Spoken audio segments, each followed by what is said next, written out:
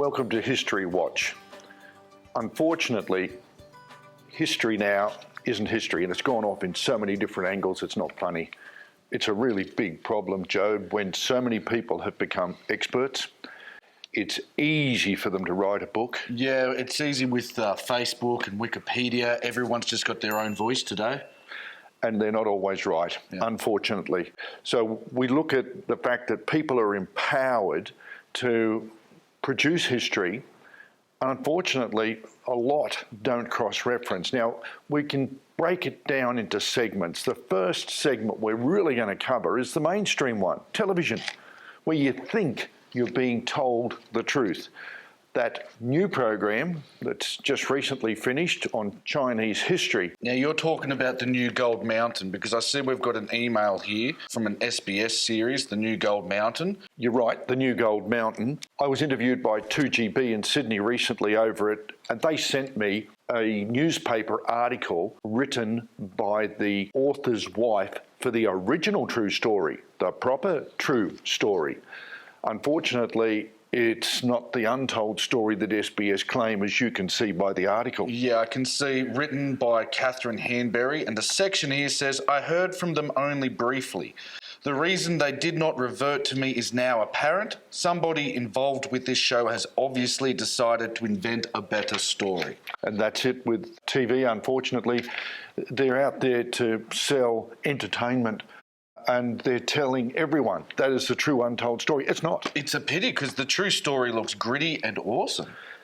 The true story is we know our history. This is our area of expertise. We've got a lot of contacts. Our firearms experts got back to me when they saw the first 5 minutes and said, look, we're not watching anymore. First two firearms we saw in it were nowhere near that period, totally incorrect, and we thought, well, what else have they got wrong? And that's the information in this, the New Gold Mountain documentary?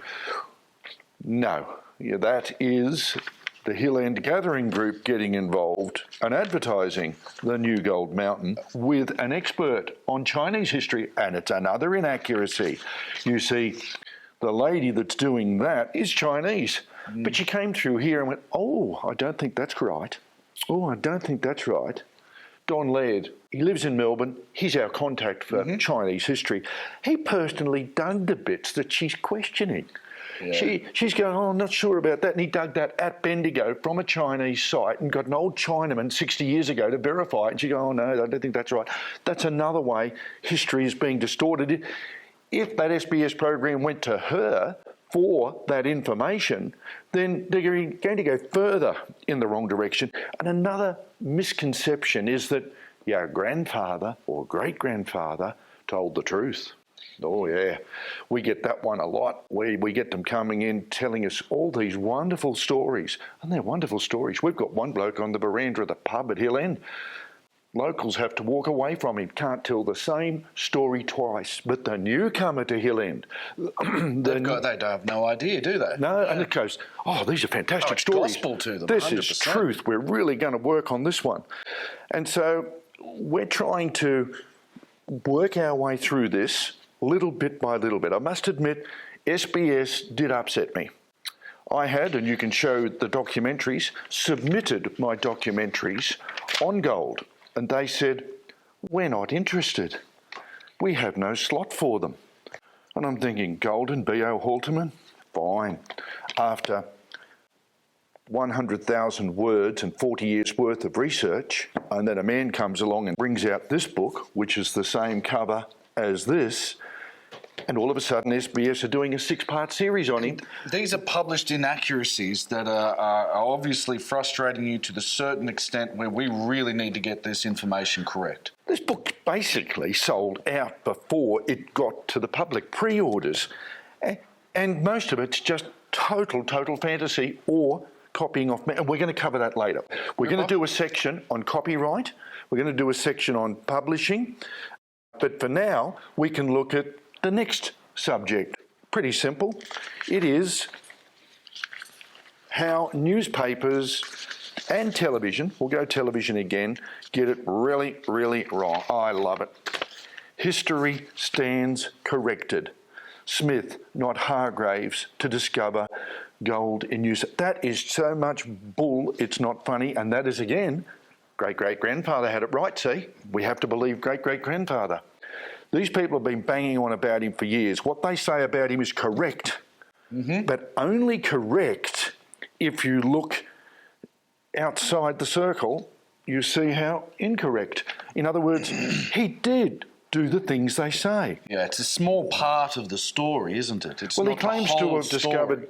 He claims to discover gold at a known gold area named after the person that discovered gold there. Okay. So he can't be the first to discover it if he's going to Yorkie's Corner, named Yorkie's Corner because Yorkie had discovered gold there. Yeah. So I got a bit of a rant. I went, righto, I've had enough. So I wrote a letter. I included the books, the documentaries. I posted it off to just about every major media outlet because this Sydney Morning Herald production wasn't just them.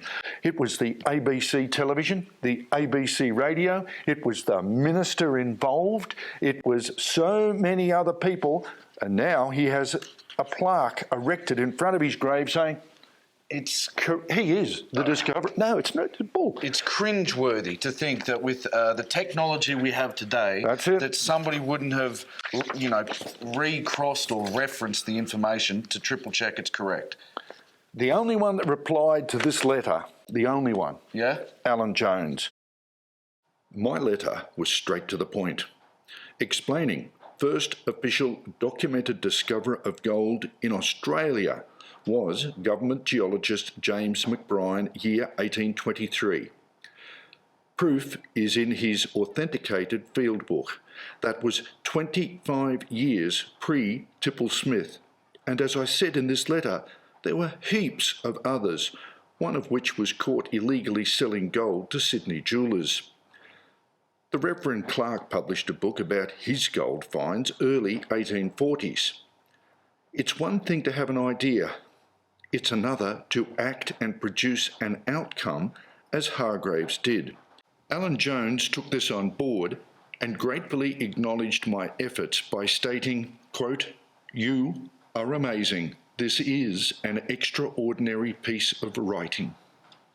At least he considered the books and all the evidence that I had presented. Yep, didn't just go off face value and take it as credit straight away. At least he responded. That's one of the reasons for this show.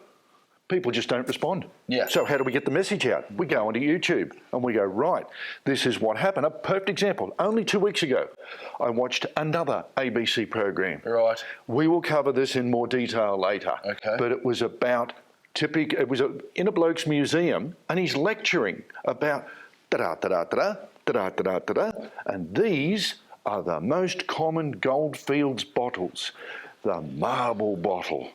And I thought, no, they're not. And then he talks about opening them. And I go, oh, no. It's really interesting stuff, but they've distorted it.